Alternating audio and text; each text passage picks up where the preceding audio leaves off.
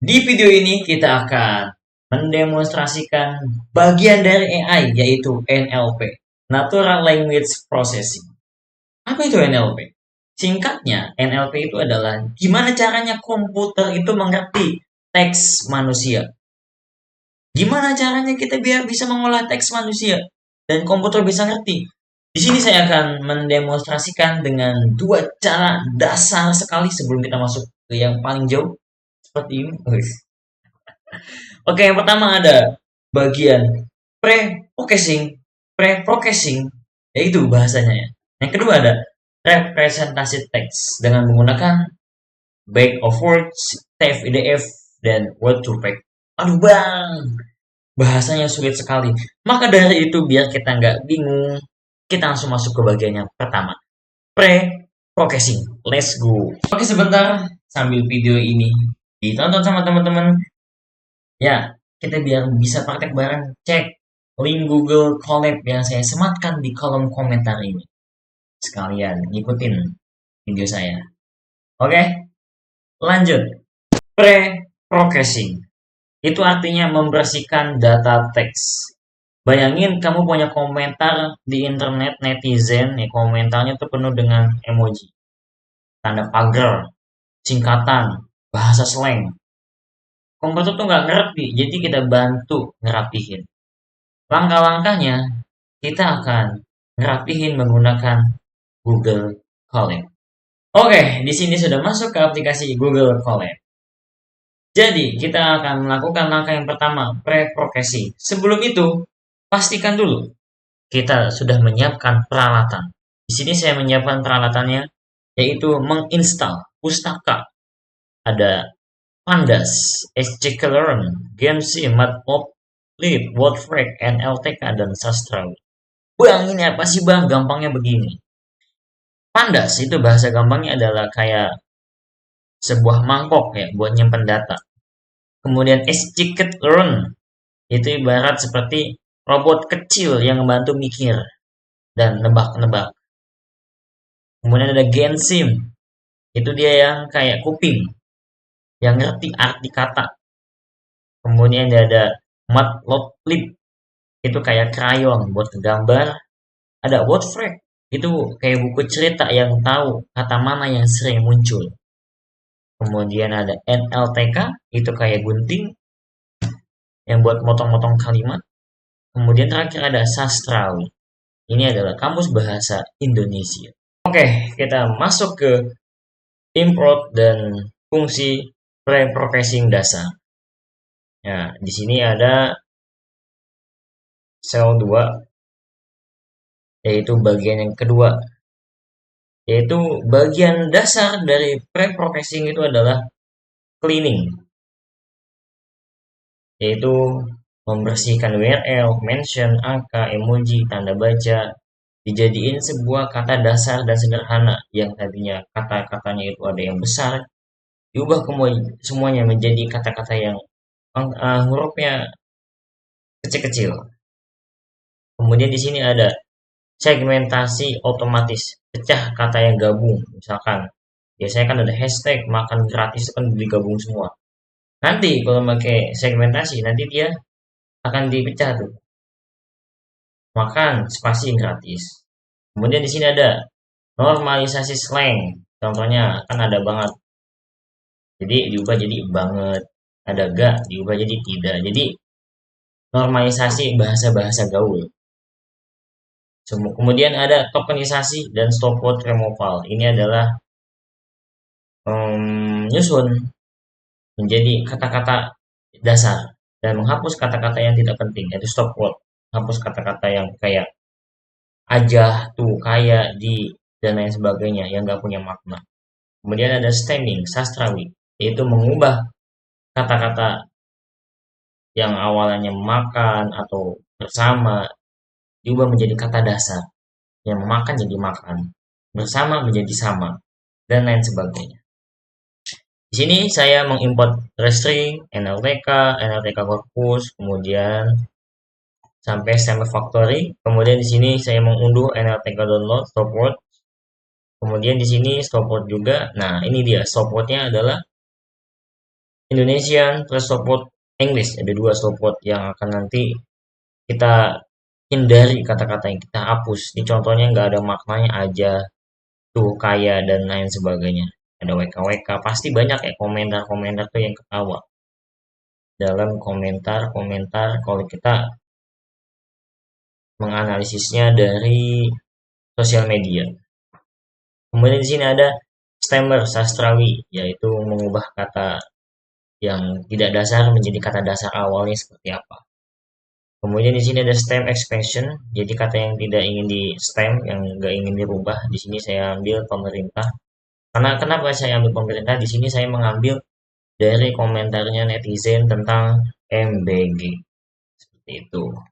Di sini ada kamus khusus domain yang membantu segmentasi hashtag seperti custom vocab MBG. Nanti ini bisa ditambahin ya. Ini nilainya semuanya dinilai rata-rata bagus, 6 hingga sampai 9. Jadi nilainya tengah-tengah 6 semuanya. Di sini ada kamus slang singkatan umum, yaitu slang map. Kalau ketemu sama kata banget nanti diubah BGT, nanti diubah menjadi banget. Atau BNGT diubah jadi banget, atau BGTT diubah menjadi banget. Ini adalah kamus-kamus slang, nanti bisa ditambahin sesuai dengan apa yang kita analisis. Kemudian di sini ada fungsi bantu scoring kata untuk segmentasi, ya nanti diubah skornya seberapa bagus. Kemudian di sini ada segmentasi kata gabung otomatis. Dan di sini ada normalisasi slang. Jadi slangnya itu dijadiin kata dasar. Nah, di sini ada fungsi utama cleaning yang tadi yang awal saya jelasin, yaitu basicnya ya, yaitu mengubah kata yang besar menjadi kata-kata yang kecil. Kayak MBG, MBG, M besar, B besar, G kecil diubah menjadi M kecil, B besar, B kecil, B G kecil. Di sini mengubah result text, yaitu apa? Seperti ini nih, tanda-tanda kayak begini nih. Dan emoji juga kita hilangkan. Kemudian di sini ada tokenisasi, yaitu kita menyusun menjadi kata-kata bagian dasar. Kemudian kita stop word, menghilangkan kata-kata yang gak penting. Kemudian kita stemming, yaitu kita menjadikan kata-katanya menjadi kata-kata dasar. Ini ada pipeline utamanya seperti ini. Dan sekarang kita akan uji coba. Oke. Di sini saya punya dua dokumen. Ini dokumen yang pertama, satu baris ini disebut dokumen, dan ini adalah dokumen yang kedua. Jadi kita bisa bandingkan ya. Di sini ada WKWK, W-nya gede, ada emoji ketawa, ada sekolah, M-nya gede di sini, ada hashtag, dan ada banyak lah ya. Benar-benar kotor banget. Mari kita cuci supaya kata-kata ini menjadi bersih. Di sini kita akan melihat perbandingan ya antara kata yang masih kotor, kemudian setelah dicuci, dan terakhir ada kata yang sudah ditoken, yaitu setelah stop word stemming. Kita lihat perbandingannya sebelum ya, ini kata-kata yang mentah nih, ada dokumen satu tadi di awal, masih banyak banget, kotor banget. Kemudian kita cuci di sini, udah hilang semuanya kata-kata yang besarnya juga nih, W besar udah jadi W kecil, M besar G, B, G udah jadi kecil, dan hashtagnya udah hilang, dan emoji juga hilang. Udah rapi lah. Sekarang terakhir ada token, yaitu kata-kata yang gak penting kayak gini kita hapus, dan juga kita stemming diubah menjadi kata dasar. Yang tadinya bergizi menjadi gizi. Yang tadinya mana lagi? Nasinya menjadi nasi. Nasi. Dan inilah dari tahapan pre-processing. Jadi kita memiliki hasil akhir seperti ini. Ini adalah kata-kata yang udah bersih, yaitu kita token.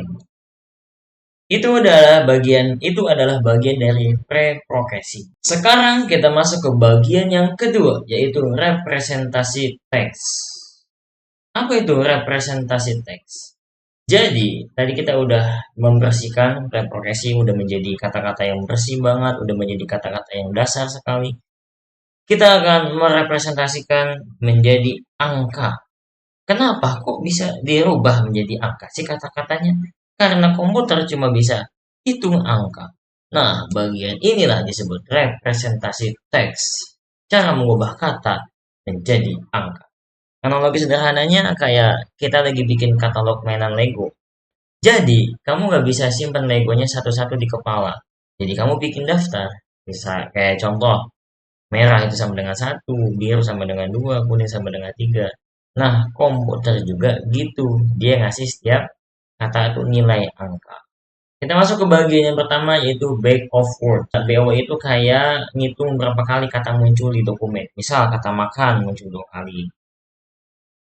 Berarti nilainya 2. Tapi dia belum ngerti makna, cuma ngitung aja. Selanjutnya kita masuk ke TF-IDF. Yaitu lebih pintar dikit. Dia lihat kata yang unik di satu dokumen tapi jarang di dokumen lain.